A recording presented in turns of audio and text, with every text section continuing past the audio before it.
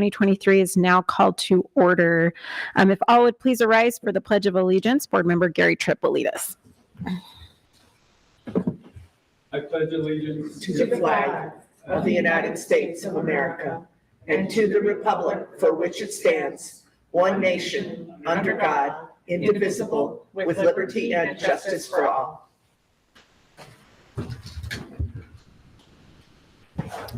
Okay, JC, will you take a roll call for us? President Galbraith, Present.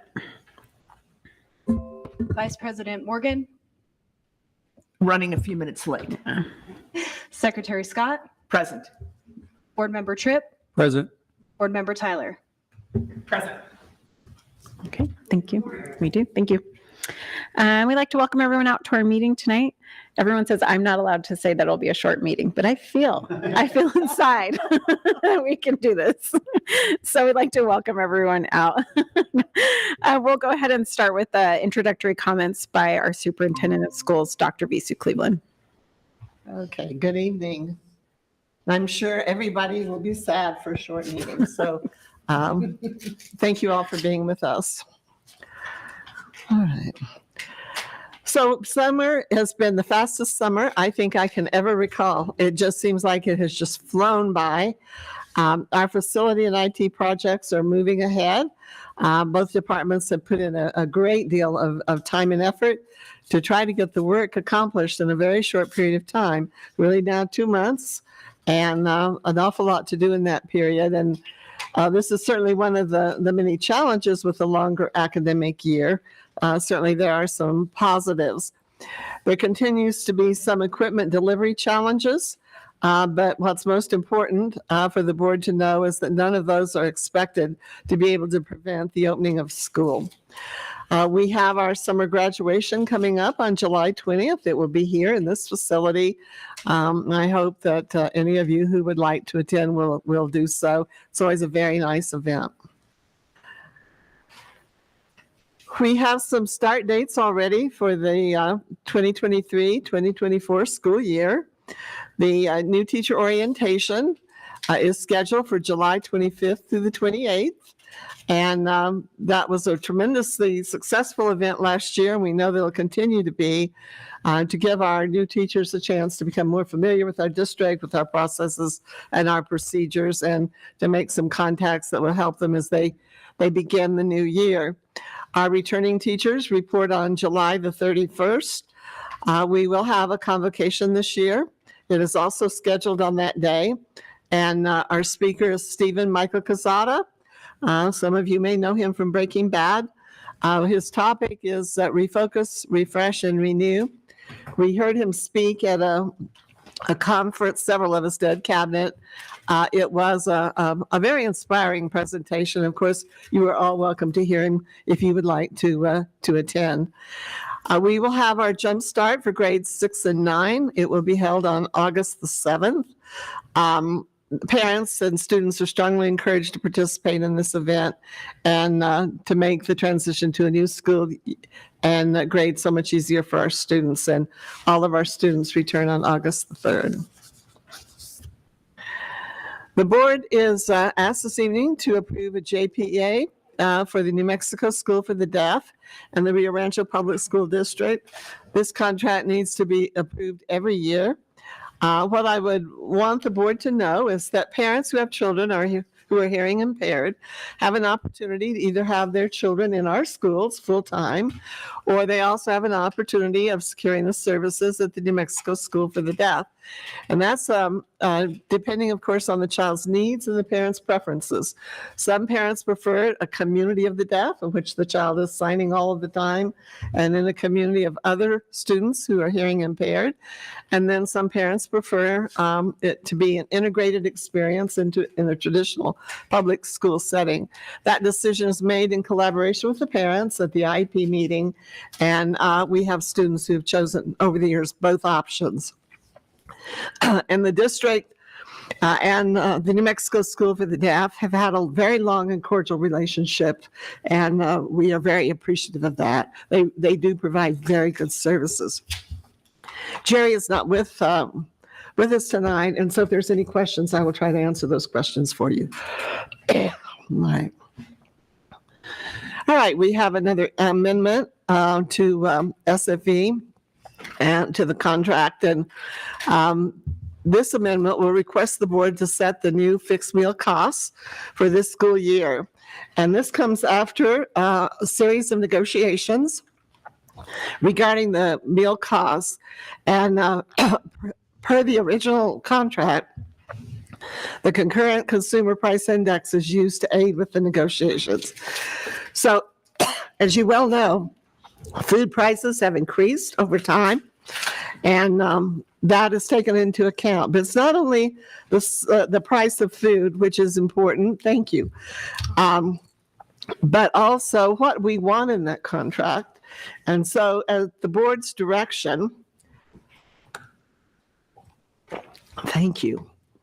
At the board's direction, we have directed SFE to look at reducing the use of processed foods and to add whenever they can local produce from our local farmers, and so that's part of the negotiations. It's not just the cost of food that they purchase, but these other things. What we're looking at is to improve the overall quality of our food service and our meals for our students. And as we made these additional requests, it's important that the board knows this does not impact our operational funding in a negative way at all. And I'm sure everybody knows, but I would reemphasize that last year, Senate Bill 4 was passed by the legislature, and that's the Healthy Universal School Meals, which means all children in New Mexico qualify now for school lunches, and that's a really good thing for a lot of reasons. But we still do need people to fill out the paperwork, and so our schools will be asking them to please do that, because that helps us to be able to sustain the program. We have a couple of policy updates, 903 and 1015. This is a second reading for both of those, and so the board will be asked to approve the changes tonight. 903 is student and staff wellness, health and wellness, and that will be presented by Noel Casares, our Director of Student Services and SAFE. Some of these changes came about as a result of some actions taken by the 2023 New Mexico legislature. And one of the highlights of that was something that the board has talked about a lot. We've had a lot of presentations on. It's the social emotional needs of our children and how we can do a better job of meeting those needs. Certainly, student health and well-being is one of the district's top priorities. As you know, we have made it over the last several years, increases in nursing services. This year, there will be significant increase in counseling services. All of this reaffirms the district's commitment to providing our students with those supports. One of the other components of the policy does ask us to affirm our commitment to providing physical education for all children at all levels, which we are doing and have been doing now for a good number of years. And another that's kind of worked its way in, and we have also provided that, are recess times for pre-K and elementary students. In some school districts in the last several years, recess has disappeared. And so they're reaffirming the need for that brain break, is what they're calling it, that children should have opportunities for recess as well as physical education. Policy 1015 reflects the state requirements for immunizations for attending school. The Department of Health has been contacting school districts and letting us know that we will be held accountable for that information and data, encouraging parents to be sure their children get their immunizations. The proposed changes will be presented by Lauren Hatch, Chief Counsel, on behalf of Sherry Carver, who is out of town. There is also an addition of a physician's assistant nurse practitioner who are designated now as service providers as opposed to physicians only. And this reflects the organizational changes going on in all of our health organizations, Presbyterian, Loveless, and others, as they shift to a different kind of service with often physician's assistants or nurse practitioners being the first line of health care. And again, the Department of Health is strongly urging parents to get their children's immunizations up to date. And we are going to be responsible for ensuring that we have that data in the student's file. Every year, the board is very familiar with the open meetings resolution. This is, the board is required to pass this resolution every year, and it simply confirms your adherence to the New Mexico Open Meetings Act, as well as our policy 208. And really, the purpose of the act is just to establish the rules by which meetings are set and how that information is communicated to the public on a regular basis. Specifically, it establishes the time and place for regular board meetings and also shares the rules for that need to be followed for special board meetings. And we adhere to those rules and regulations very carefully, and we know how important they are. And that's all I have. So I kept mine short too. Do you have any comments or questions? Anything from the board? Thank you. All right, thank you, Dr. Cleveland, appreciate it. So next we'll go to approve the prioritized agenda and proposed time allocations. Madam President, this is Board Member Tyler. I'd like to make a motion to approve the prioritized agenda and proposed time allocations. Board Member Jeff Morgan, a second. Okay, we have a motion by Jessica Tyler and a second by Jeff Morgan. All in favor? Aye. Any opposed? Okay, motion carries 5-0. Tonight, we do not have any public comment that we received both in person and on our online page. We also do not have any commendations. So we'll move to our next, which is to approve the consent agenda. Madam President, I did not see any budget adjustment requests or conference requests in our folder for the consent agenda. So I'd like to make a motion to approve the consent agenda, noting that there are no items under item number 1 or 5. This is Noreen Scott. I'll second. Was there anything that we missed in that? Is that correct? Okay. Okay, thank you. So we have a motion by Jessica Tyler and a second by Noreen Scott. All in favor? Aye. Any opposed? Okay, motion carries 5-0. Okay, now going into our business portion, we will first consider the approval of the joint powers agreement between Rio Rancho Public Schools and New Mexico School for the Deaf for 23-24 school year. Jerry Reeder, our Executive Director of Special Services, will present. Okay, and I'm doing that. Oh, okay, never mind. I missed that earlier, sorry. There are not any major changes, and this simply sets out the agreement between the two organizations that we will work collaboratively and meet the needs of our children who are hearing impaired. And I think we've done that very successfully over the last several years. But if you have any questions, the contract was in your folder. I will do my best to answer them. Okay, do we have any questions from the board on this? Madam President, I make a motion that we approve the joint powers agreement between Rio Rancho Public Schools and the New Mexico School for the Deaf for the 2023-24 school year. Board Member Jeff Morgan, a second. Okay, JC, can you take a roll call vote for us, please?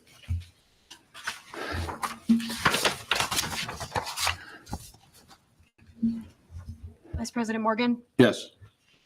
Secretary Scott, Yes. Board Member Tripp, Yes. Board Member Tyler, Yes. President Galbraith. Yes. Okay, thank you. Motion carries 5-0. Okay, well, next consider the approval of the SFE Contract Amendment number 7, adjustment of fixed meal costs for school year 23-24. Michael Madrid, our purchasing director, along with David V. Hill, our executive director of finance, and Michael Baker will present. Good evening, President Galbraith, Dr. Cleveland, members of the school board. I'm just coming up here this evening. I'd like to introduce Felix Griego. And so he started his first day last Monday. And so Felix, we're great to have him. He will be the executive director of student nutrition / food services. Felix has earned his bachelor degree from New Mexico State University, and then from there got his MBA at New Mexico Highlands. He has been in the education business for 17 years, and he comes from, most recently from PED, where he worked for essentially student nutrition. He was a great help to us while he was up there. So we hired him. Yay. Anyway, I'll turn it over to Mr. Madrid. I would just add one quick thing that Mike has said. During the COVID, the pandemic, and we had a lot of challenges with food service, and every time we reached out, he was willing to help us. And sometimes we had, a lot of challenges and short timelines. And so we certainly remembered all of that help and support during that time, and thank you for it. Thank you. We'd like to welcome you. Yes, welcome. Yes. Very Thank nice you. to meet you. Board President Galbraith, Superintendent Dr. Cleveland, members of the board.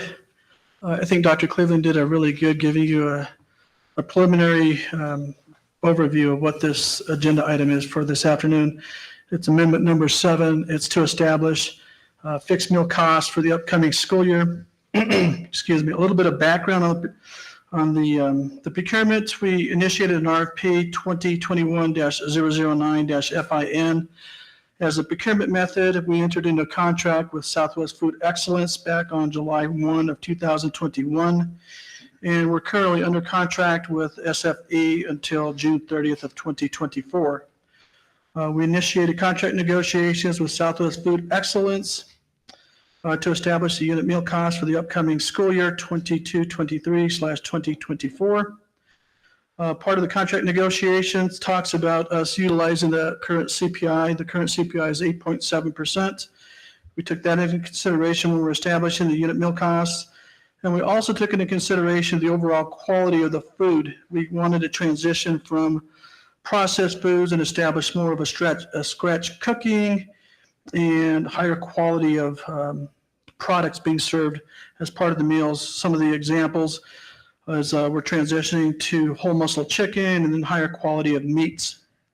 We're hoping that this will generate additional meals served, which will offset some of the meal costs that the district will have as part of this agreement. We do want to stress, as Dr. Cleveland said earlier in her comments, the USDA reimbursement of the invoicing that we receive from SFE will cover the additional cost for this meal cost adjustments. So there'll be no burden on the operational budget for the district. And with that, I don't know, Felix, you want to add anything, or is there any questions? Okay. Any questions from the board? Any questions from the board? We have a motion. Madam President, I'll make a motion to approve the Southwest Food Excellence Contract Agreement number 7. Board Member Jeff Morgan, I second. Okay. We have a motion by Gary Tripp and a second by Jeff Morgan. And JC, can you take a roll call vote for us, please? Vice President Morgan, Yes. Secretary Scott, Yes. Board Member Tripp, Yes. Board Member Tyler, Yes. Board President Galbraith. Yes. Motion carries 5-0. Thank you. Thank you, board. Thank you. And very nice to meet you again. Thank you. Okay, we'll now have our second reading of proposed changes to policy 903, student and staff health and wellness by Noel Cassar. I was practicing. Dr. Cleveland says it very well. Okay, say Noel's last name. I don't know why I have such a hard time with it. Now it's going to be. It's Caceres, right? Caceres. You say it better than I do. I even have it pronounced on my paper, so I would do it right, but I still. So my students would have called me Miss C, just so you. Yeah. So good evening, President Galbraith, Dr. Cleveland, members of the board. I am here tonight to present the second reading of updates for Board Policy 903, Student and Staff Health and Wellness. First, let me just recap that PED reviewed our policy. They noted that we have a good policy, but RRPS needed to provide additional evidence in several areas to show evidence of their implementation. All of the updates in red will comply with the request from the PED. To remind the board of the areas that needed more evidence statements, they were physical education, physical activity, school meals, and health education and staff wellness. And I will stand now for any questions. Any questions from the board? Or second reading? Okay. Do we have a motion? Board Member Tyler, I make a motion to approve the proposed changes to policy 903, student and staff health and wellness. This is Noreen Scott, a second. Thank you. We have a motion by Jessica Tyler and a second by Noreen Scott. And then can you take a roll call vote for us, please? Vice President Morgan. Yes. Secretary Scott. Yes. Board Member Tripp. Yes. Board Member Tyler. Yes. President Galbraith. Yes. Motion carries 5-0. Okay. Thank you so much. Thank you. Did you want to make any comments on that, Dr. Cleveland? No, Okay. it's fine. Okay. I know you made it. Okay. Our next is going to be our second reading of proposed changes to policy 1015 immunizations. And Lauren Hatch, our chief counsel, will be presenting. Thank you, Madam President, members of the board, Dr. Cleveland. You remember last time Sherry Carver explained the details here. This is a revision to policy 1015 to conform with the passage of Senate Bill 81 from the 2023 legislative session. Really just clarifies who is able to certify a medical exemption for immunizations. And then we have a little bit of cleanup in there as well. I'm happy to answer any questions. There's no changes from the first reading. Do you have any questions from the board on this one? Madam President, this is Board Member Tyler. I'd like to make a motion to approve the proposed changes to policy 1015 immunizations. Secretary Noreen Scott, I'll second. Okay. Motion by Jessica Tyler, second by Noreen Scott. And JC, will you give us a roll call? Vice President Morgan. Yes. Secretary Scott. Yes.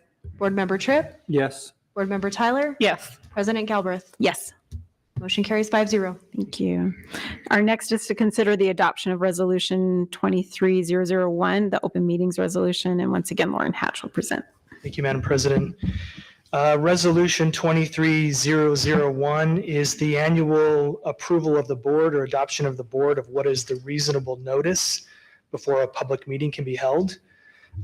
This is actually, except for the dates, exactly what the board passed last time. I think there's maybe one technical detail that's been updated as well. But it essentially says that for a regular meeting, 10 days notice is required. And the board probably remembers that you pass an annual list of board meetings, and that satisfies that requirement. It's attached as an exhibit to this resolution. For a special meeting, 72 hours or 3 days is required. And then for an emergency meeting, as soon as practicable. Those timeframes conform to what the Attorney General says is reasonable, what they accept as reasonable. And my recommendation is that the board adopt it. Happy to answer any questions if there are any. Do we have any questions? I move adoption of Resolution 23-001, open meetings resolution. Board Member Jeff Morgan, a second. Okay. We have a motion and a second. And can we have a roll call vote? Vice President Morgan. Yes. Secretary Scott. Yes. Board Member Tripp. Yes. Board Member Tyler. Yes. President Galbraith. Yes. Motion carries 5-0. Thank you. Thank you. This is good. Okay. So now we're in advanced planning. So we have coming up, we have our leadership retreat, which will be this Thursday in Cloudcroft for NMSBA. We have the Independence Summer Graduation, which will be here at 5:30. And I know Jessica Tyler's able to come. Is anyone else planning to come to the Independence High I'm School? going to make every effort to be here Okay. for that. Okay. So Claudia, if you want to take a note of that, Secretary Scott's going to try to be there for that graduation as well. Okay. Then we have an audit committee meeting at 4 on July 24th. Also on the 24th will be a regular board meeting. The 31st, our teachers in our schools report for the school year. And then our first day of school will be August 3rd. For all of our other dates coming up, please refer to the agenda in your calendars. Any remarks on the calendar coming up for a minute? Gary, did you have a question? Yeah, I won't be in physical attendance on the 24th, but I'd like to be in both meetings virtually Okay. if possible. Okay. So I'll make a note of that. Okay. Anything else? Anything from you, Dr. Cleveland, on our dates coming up? Okay. All right. So our meeting tonight before 6 o'clock is adjourned. Thank you all. Hallelujah. Why is everybody smiling? We can have a board meeting on December 11th.